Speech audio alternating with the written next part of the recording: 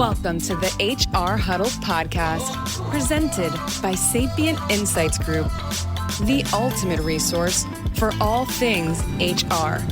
It's time to get in the huddle.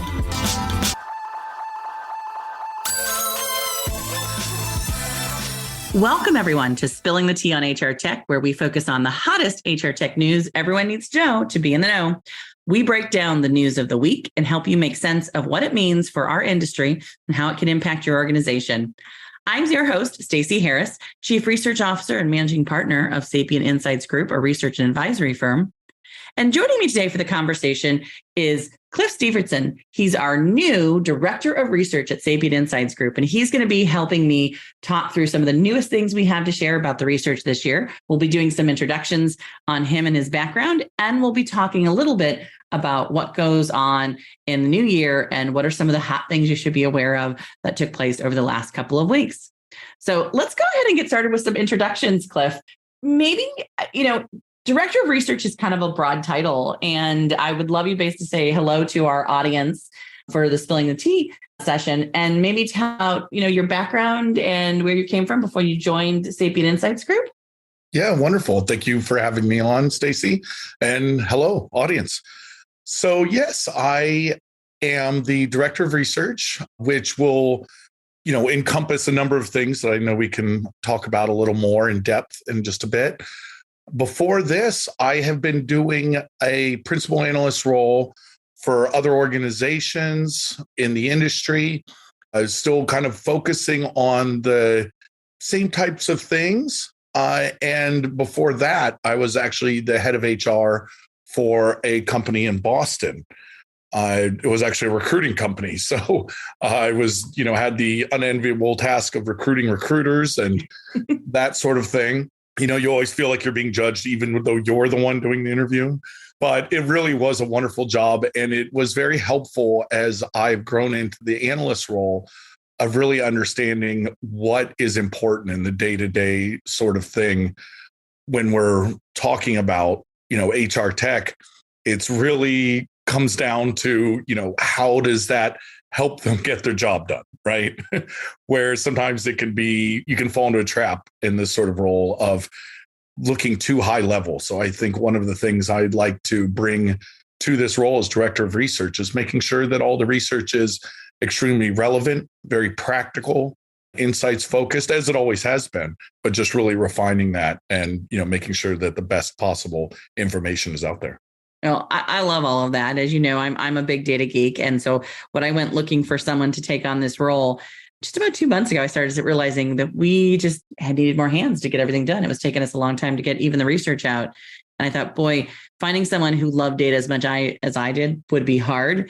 And you and I started talking, and I was really impressed with your background, not only because, again, the industry, the names and the vendors and the stuff that we speak with, but also because you have this practitioner background. I think you're right that, analyst, for a lot of people who don't know about the analyst space or the world of research, tends to be a couple of different roads that you can take to get here. One of them is you come from actually one of the vendors, and that's a great place to come. We have a lot of friends who've come from that background. They come up through product design, development, or marketing, and they move into this area because they have a good understanding of all the different vendors in the space and the softwares and what you need to know to understand the software. Some people come up through a true, like a research avenue. So we see a lot of people maybe come through an area where they're doing research in other industries, and they'll kind of do research in this space. So they're much more focused on the research side of things or the writing side of things. You can be a good writer. And then there's sort of the few of us who've come through a practitioner bent. I was a practitioner as well. And I think you need all of them. I mean, there's no right or wrong when it comes to this from an analyst perspective. I just think each of us come at it from a different space. And I think coming at it from a practitioner side is really helpful with our kind of research because it is the voice of the customer. And we've got to take that data and make sure we're interpreting it through their lens, right? So I'm really pleased to have you join us, Cliff. One of the things I know, we're going to talk about today is if everybody's listening to this, it'll probably like the week of New Year's or right after New Year's Eve. And so this is kind of our last conversation of the year heading into New Year's Eve. But we really want to talk a little bit about sort of what we're looking forward to for the next year in both Sapient Insights Group and the research that we do, and with the research that we're seeing and what it means for the HR technology buyers in the market, as well as the HR technology vendors and investors in the market, because our research kind of covers that entire space today. But we also want to talk about maybe some things that have happened a little bit sort of as we're sort of wrapping up the year. So there were a couple of big announcements this year. We do want to talk a little bit today about Workday getting a new co-CEO, which I think is worth having some mentions about. I also want to spend a little bit of time talking about, we're seeing some numbers come out about the investments for this year and how things have slowed down and what is that looking like going into next year. So we can talk a little bit about that. But Cliff, like you had mentioned, you've been doing sort of an analyst role probably for the last, has it been like 10 years now? Is that about right? Yeah, I think right at 11. Right, 11. Okay, yeah. As an analyst, oftentimes I think, we tend to look at the world with an eye towards technology and practices. And we sometimes either have to like separate them or figure out ways to pull the conversations together. Maybe talk a little bit about this research has had a long history, 25 plus years now, right, that we're going on. I know when I took it over, I felt, I took it over from Lexi Martin in 2013, basically back then. I was like, boy, these are big shoes to fill. There's her actual words to me, I think, when I took it over was make sure you keep the gravitas of this research. I remember that word specifically. And she was right, because she had invested so much time in making sure that this research was seen as the pinnacle of the research in the HR technology market. And I was coming from a place where I had done both practices research and technology research. And I was a little worried that I couldn't sort of figure out how to meld those two worlds for me. But one of the ways I did was by expanding the research to make sure it was covering all the technology areas that covered all the practice areas that I really felt were important, like talent management, which we hadn't talked a lot about in previous years. Or even now we're talking more about the experience platforms or the service delivery areas, some of those areas that weren't covered quite as in depth in the previous years on the research. Any ideas from you now that you've had a chance to look at it a little bit on things you really want to maybe do over the next 12 months that are going to both help our people who follow our research, but maybe even some of the people who might come to Sapient Insights for some of the data that they need? Yeah, I think it's really comes down to understanding the impact that these technologies have on our day-to-day life.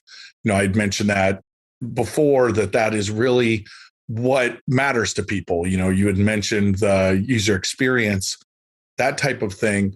That is really what it boils down to. How is this helping the people that use this technology? How is it helping them help others, right? How is it making everyone's work lives better? And the last 2 years have really ratcheted up people's understanding of the importance of their work technology, of the things that we use to get our jobs done, and the ways that we use this to help others get their jobs done, right? So being able to focus a lot more on that impact of the technology, not just on productivity, extremely important, but also on the employees themselves, the workers themselves, right? Does this help them make their day go by faster? Does it give them more control, more agency in how they pursue their work? Does it, there are obviously well-being and wellness technology out there, but every part of what we do has a component of that, right? It's how we feel. That is the user experience. So I think looking at how the technology affects a lot of different things, and that's where the data comes in, right? Because we have more data than ever on the impact on how long a person is able to maintain a high level of productivity or working around their own internal sort of psychology and the way that they work, their own rhythms, and managing their sort of stress levels. I think it's not something we should ignore, right? So having the ability to, really see all that data and get a picture from it, especially in the more remote and hybrid work models that will be more of the standard going forward, is something that I'm really looking forward to. There's a lot of benefits to the datafication of the workplace, but there's also a lot of potential pitfalls. And I think being able to see problems before they arise by looking at trends in data is a very valuable service that we can provide. Yeah, I love that, the way you're thinking about that. It's, it brings to mind. So this week, obviously, a lot of us are home spending time with our families. I know I have kids who've come home from college. My one son just graduated, and I have his friends who've come back. And I always kind of check in with them about their jobs. And many of them are in their first or second, jobs as they're doing, work in their college programs, or they're on internships. And it's interesting to hear the perspective of sort of the generation just heading into the workforce. I had one of my son's friends, made a comment. She works for, a large coffee house that many of us might know. And, she said, they run everything off of these surveys. And she said, some of it is the surveys that the customers take. She said, there's this big ranking about how those surveys are taken. She said it's very frustrating because like they have a survey of maybe 10,000 people who come through their store, in a week. And the survey of 27 people makes a difference as to how many more employees they might get or what kind of ratings they get, right?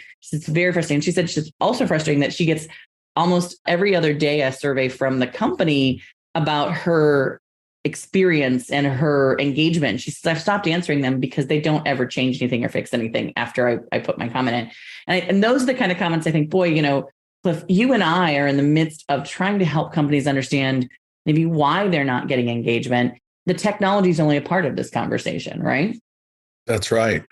There's been so many instances where we've talked to companies and they are looking for technology to solve their problems. And the technology can only be part of the solution, right? If your only answer is technology, you're just going to make your problems more efficient.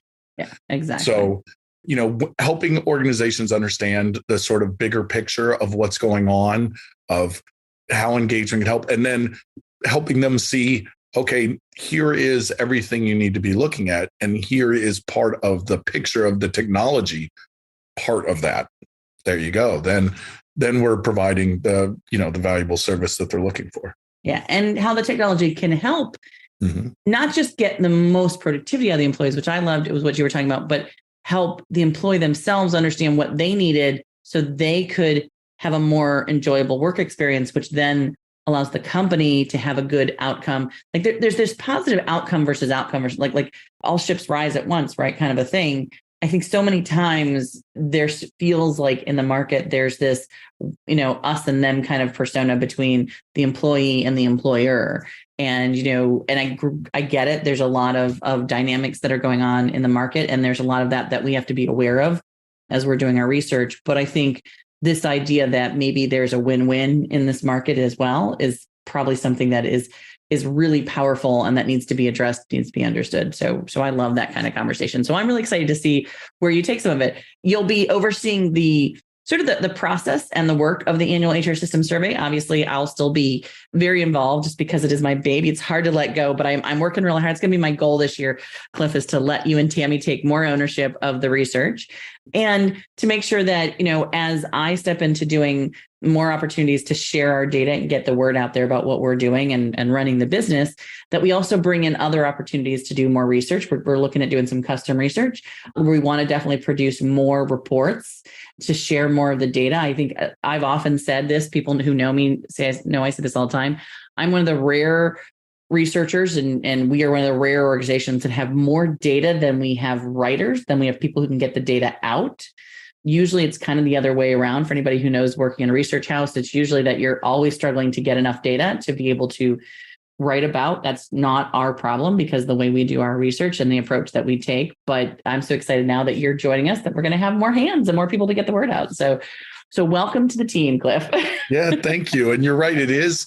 I think you mentioned the gravitas of it. And that's what I was thinking. I have the sort of Spider-Man, the great power comes great responsibility. And that's what I feel is a sense of that, that sort of awesome responsibility of, this is 25 years. I think the new one that just released 174 pages. 174 pages, yes. Literally thousands of responses. And you're right. Having worked in the industry, it's like, okay, we've got to find some way to get some more data because I cannot answer these questions truthfully. And now, or I shouldn't say truthfully, let's call it objectively. Yeah. And now I have a much better problem to deal with. Exactly. Right. Yeah. Yeah. It's the better side of the problem, but you often feel like, I think my biggest issue has always been, and which is why I'm so excited about having more people join our team, is I always feel like I'm leaving something behind that people need to know about, right? Because I can't get it all out, which then makes me always feel like I should get more and more down, which makes very big reports and very big decks. And we work really hard to try and make it concise and understandable. I think knowing that we're going to be able to put some content out on a monthly basis now, as we've been planning, will mean we can put out some smaller reports, some smaller charts, and let people sort of see it. The other thing we started this year, which I think it's sort of an interesting thing for us, but we felt it was really important to start acknowledging, is because we are the voice of the HR technology community, and we really felt that it was important to make sure that the vendors, that the organizations who replied to our survey highlighted as sort of the highest level of user experience and highest level of vendor satisfaction across our aggregates, got highlighted in some way. We did start this year a new voice of the customer, user experience and vendor satisfaction top 5 rating program, which is a badges associated with. So going up the first of the year, you'll start to see our webpage on the top 5 ratings, and all the vendors who achieve top 5 ratings in the 10 categories that we do that user experience and vendor satisfaction tracking in. And on top of that, we'll also do the number 1 ratings. And I always look at these ratings as kind of a good starting point for putting together lists from a buying perspective. But I also think it's important when you're looking at these kind of badges and top ratings and what organizations are saying, if I'm looking at an organization maybe that's not on there, understanding some of the things, if you go into our report, that people said either is important to them or not important to them, and making sure those are things that are on your request for information or your request for proposals, and that you get a sense of making sure you're asking the right questions. Those are some of the things that we're hoping we can do with some of this new program. Cliff, we've put a lot of new stuff out in the last couple of years. Both, the annual report has become bigger. We're now doing a subscription model. We have a membership program that organizations can connect with. We also have the new badges that we put in place. One of the things that we also are doing is it's great to get the voice of the customer, but as analysts, it's important for us to also keep track of the vendors and understand what's happening in the vendor community. I'd be interested in knowing, sort of from your perspective, there's always that balance between knowing what the vendors are doing, being able to sort of apply that to our data, and understanding, how our data can help the vendors make their decisions as well, right? Because again, if we're voice of the community, we're sharing that information back with them. Do you think the vendors in this industry are listening to the feedback from their customers as well as they should? I mean, you've been at a lot of vendor events, a lot of the same vendor events I have in the past. I feel that this industry, sometimes we get a lot of customer feedback because I think HR is used to giving feedback. I oftentimes feel sometimes, though, that the vendors aren't always listening as well as they could. Yeah. And that, and this goes right to the problem of, certain vendors, I think, do a better job of it than others. And I think those tend to be the ones who, not always, but also show up high in a lot of other metrics, that we put out, that we show that, they're succeeding in, other areas. I think there's a bit of a correlation there because they are listening to their customers. And I'm not just talking about customer service scores. I mean, it could even be things like innovation, because they are a little better at hearing what their customers have to say. I do think that it is a big area of improvement for vendors. They should, of course, listen to us, and those sort of things. But they also need to hear their customers. I've been at events where, in a more sort of informal part of the event, maybe a lunch, something like that, and I'll hear them, these customers that literally the same ones that they brought up to receive an award or something like that, going, oh yeah, I can't ever seem to get my account manager on the phone. They only want to respond through email or something like that. And just not realizing, that I'm just sitting there just listening to all this and taking all these notes. And I will go back to the vendor and I'll say, hey, there's an issue that you're having. And I've had different experiences. Sometimes they go, okay, let me know. I will immediately fix this. And I've had others go, that's not that important. Okay. Yeah. So I think it's a little bit case by case. And also vendors are shifting, I feel like sometimes, where they've decided to focus on in terms of the market they went after or the profile of customer they're going for. And I think that unfortunately means that some customers will get neglected. And so it's, again, a good idea to kind of know who's the right fit for your organization, not just who's quote unquote the best, right? Yeah, and that's a good way of putting it. And it's funny because you say they should listen to us. And I think that's a broad term. I think oftentimes analysts are like, well, if they would just listen to the analysts, we could tell them what was wrong. And I'm of a mind that, analysts have some good input. We all have some. I think we see a lot. We see a lot of vendors. We see a lot of different aspects of what's going on. But I do think, to your point, so many times, oftentimes, I think the customer voice gets lost in a NPS score or in a broad, 90% of people said they would return to us, right? And they're not looking at the comments. We get last year was 5,000 write-ins, which means of the 2,500 organizations in our data, more than almost all of them, right, had to write at least something about a vendor somewhere in our report, and more than just a sentence or two, right? Like we get so many like really detailed comments about what they would like to see better or where they would like to see improvements.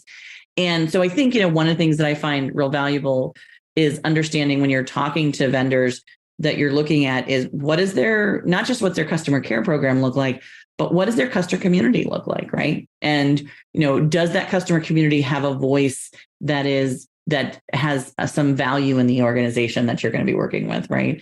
We also see, I think it's really important that vendors in the community are not only have like an innovation model where they've got like lots of places where they're doing innovation about ideas and new investments in different technology, but they're also spending time sitting with customers, watching them walk through their products, right? So that real user interface conversation that is much more about sort of the process work that's being done so that organizations understand the outcomes that are trying to be achieved. Those are the kind of things I think, we oftentimes don't get into either as analysts and or as writing about in our research, because it's not the sexy stuff, right? It's the nitty gritty hard stuff that you've got to do as a vendor and as a buyer.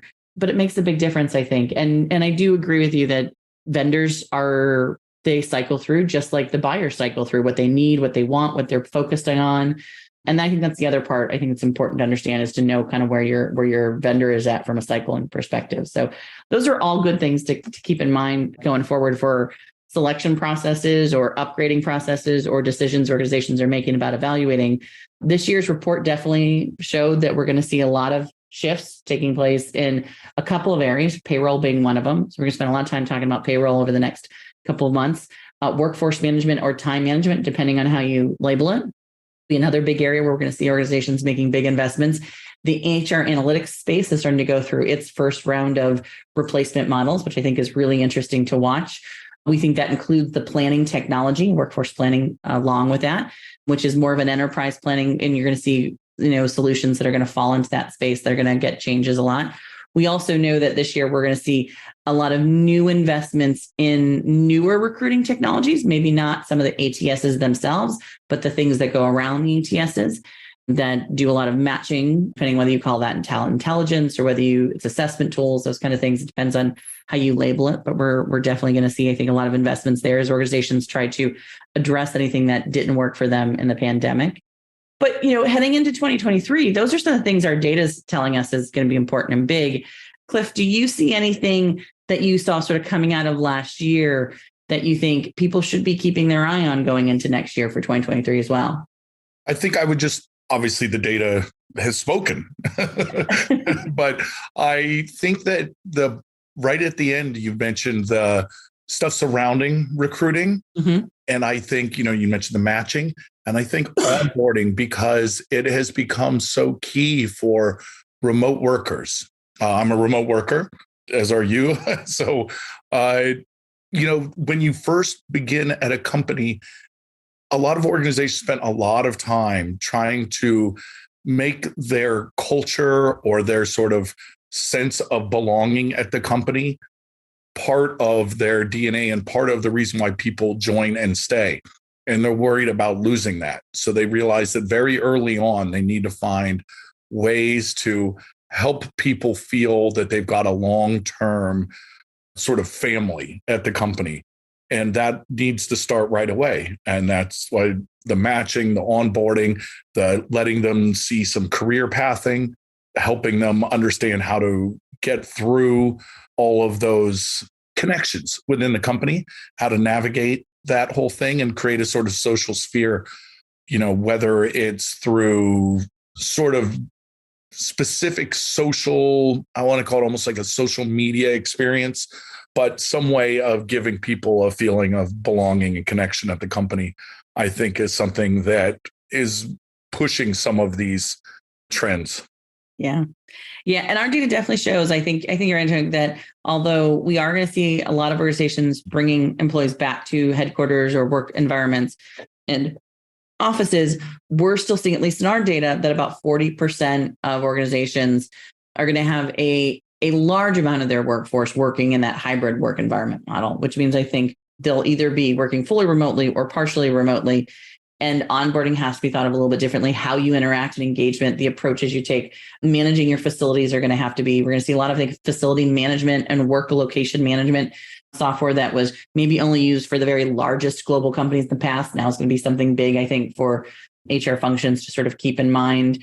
So it's going to be a really interesting, I think, space over the next year, kind of thinking about how we bring employees into this new workspace. When you consider prior to the pandemic, only 6% of organizations had more than 50% of their workforce working remotely. And that is not the case anymore, right? We're at a much different, even at a global level, we're at a much different level.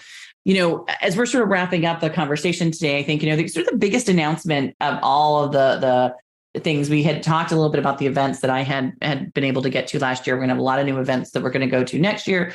But the biggest announcement that probably came out that we didn't get a chance to talk about in our last Spill in the TNHR Tech was the Workday announcement that came out literally right before everybody went on the holiday vacation. Anil Busri, who is planning on stepping down as co-CEO in 2024, originally I think there was a lot of expectation that we were going to see him hand that hands over to some roles that were already in the organization.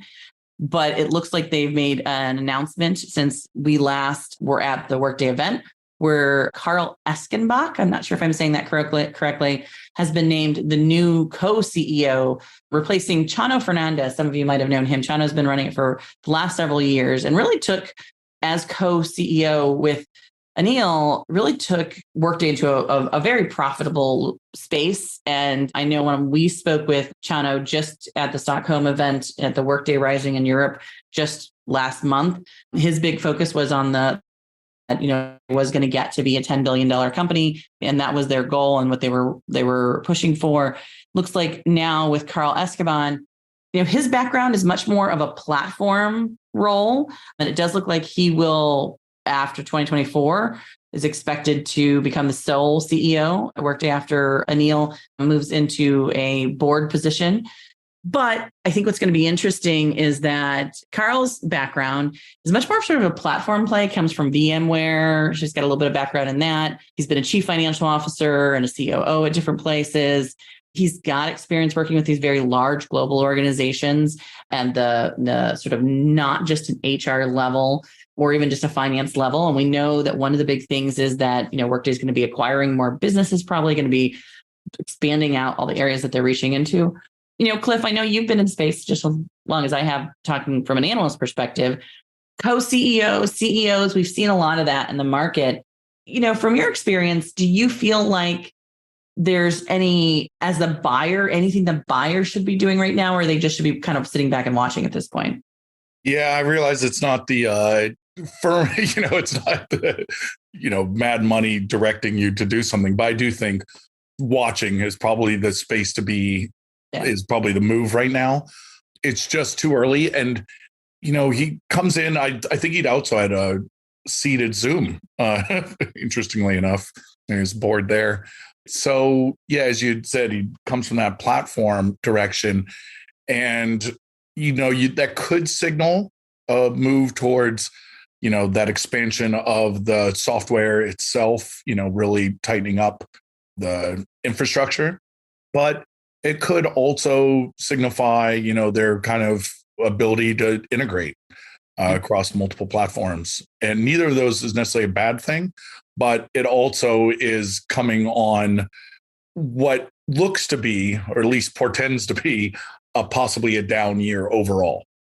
Right. So this may be just a sort of stabilizing move as the sort of market shares are dipping for a lot of organizations. This could just be something of, hey, look, we're doing something in order to create a sense of just, keeping the ship afloat. So it's a good point, right? I mean, the tech companies across the board have all taken a hit, right? Workday being one of all of them have. That's not Workday in particular. We definitely have seen, I think, we know the HR systems investment space was really high, but we did start to see it take a dip at the end of this year. And we know going into next year, there has been some pullbacks, particularly for sort of real early funding in the HR tech space still. So that's one of the things that we're seeing happen. So I do think, it is an opportunity for, Workday to probably, just make sure that they're, like you said, they're sort of balancing things a little bit, maybe thinking a little bit more broadly. If the market expects them to continue to make that 20% growth, is there enough room and space in HR, as hot as it is, to be that growth engine, right?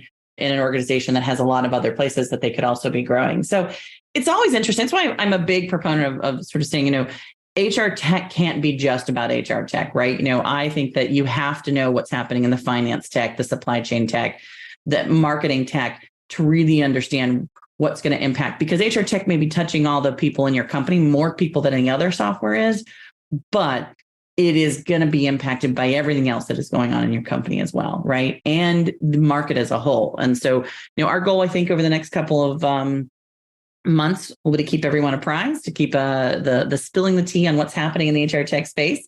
Cliff, you'll be joining me more often, so I'm excited about it. Yeah. As we're wrapping up today, and we'll sort of, we were at our 30-minute point. Just one last thing. Let's close out the conversation for the new year. You and I both, I think that the audience is going to get to know us, as we're probably going to do this a little bit more often together. We geek out a little bit over movies and TV.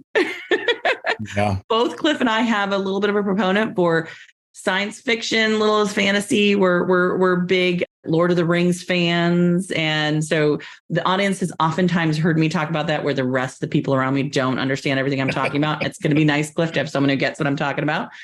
If you had to pick your favorite movie of all time, what would it be? Princess Bride.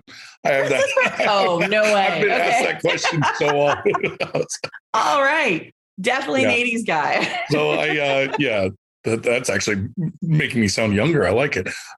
So I didn't even mention this in the green room beforehand, but this is how bad it is. I dress up for Comic-Con every year and have been for decades. And this year one of our friends is a very large man. He's gone to see Incredible Hulk before, and Bane from Batman and stuff. So you can imagine the size of this fellow. So he's going to we're going to do Princess Bride, and he'll be Andre the Giant. One of our more handsome friends is going to do, Dread Pirate Roberts, and on and on. So we are looking forward to this year. And I realize we want pictures that we will post on Sapient Instagram, just so you guys know. I have so many. And definitely, no, I'm excited to see that. Princess Bride is one of my top 10, I will say. So what's yours? So my favorite, actually, funny enough, isn't an older one, although Ferris Bueller is right up there for me. I do love my Better Off Dead is another one. Those are all kind of 80s kind of ones. But funny enough, is one that just had the new version of it that came out is Avatar. And I know it's not nearly on a lot of other people's top, but I watched it with my boys when they were younger, and my husband. It just was one of those family ones that just, I think it has all the right mixes for me. It's got the love, it's got the science fiction, it's got the fantasy, all mixed together, and really great visual. A big, having my background in videography, I love the visualization of it. And they just came out with a new version, and I got a chance to watch it over the holidays. And I was like, oh, I remember again how much I love this. But it has always been one of my very favorite movies I've mentioned. So yeah, I think me and you are gonna have a lot of things to talk about it on the Spilling the Teas Nature Tech about movies. Well, maybe we'll do a whole series on movies at one point in time. Yeah, exactly. Perfect. Well, everyone, it's been really great to get a chance to sort of close out our year with you and open the new year. You were listening to this at the beginning of your new year. We're really excited about what we're doing here at Sapient Insights Group and bringing on board lots of new team members, including Cliff. So we'll definitely do some more introductions later on in the year with some other new team members who will be joining us the first part of the year. A couple of quick reminders for our audience. You can access the research that we were talking about at the sapientinsights.com website. Right on the front page is a big button that says download this year's annual report for our 25th year. It is once again free for everyone. 174 pages of as much in-depth data as you can handle on the HR technology space. If 174 pages is a little bit for you to read all at once, there is also a key findings report, executive summary that you can also download from our webpage as well. If you're interested in getting more in-depth data or support in your HR strategy journey, we do have a subscription for those who are trying to build out their own HR technology strategy and a process for them to follow. So we'd love to have you join that community that we're building around that.